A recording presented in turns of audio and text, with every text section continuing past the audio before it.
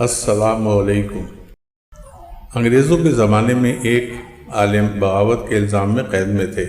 جمعے والے دن نہا دھو کر تیل کنگھی کر کے انتظار میں رہتے۔ جو ہی جمعے کی اذان ہوتی تیز تیز قدموں سے چلتے اور قید خانے کے مین گیٹ پر کھڑے ہو جاتے اور پوری اذان گیٹ کی سلاخیں پکڑ کر سنتے اور پھر واپس آ جاتے۔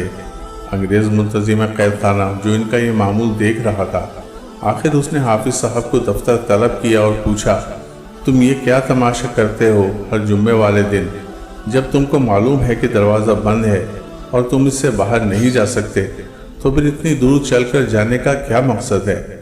حافظ صاحب نے جواب دیا، صاحب میرے رب کا مجھے حکم ہے کہ جب جمعے کی اذان سنو تو سارے کام چھوڑ کر جھٹ پٹ مسجد پہنچو۔ میں جہاں تک یہ حکم پورا کر سکتا ہوں کر دیتا ہوں، اس امید کے ساتھ کہ آگے میری مجبوری کو دیکھ کر میرا رب میری حاضری خود لگا دے گا، کیونکہ وہ فرماتا ہے کہ وہ کسی کی استطاعت سے زیادہ اس پر بوجھ نہیں ڈالتا۔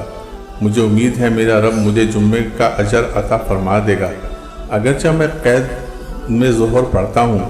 جو چیز آپ کو تماشا لگتی ہے وہ میرے لیے دین اور ایمان کا مسئلہ ہے۔ سبحان اللہ۔ دوستو، اگر آپ کو ویڈیوز پسند آتی ہے تو اس کو لائک، شیئر اور سبسکرائب کریں اور اچھے کمنٹ کریں۔ بہت شکریہ۔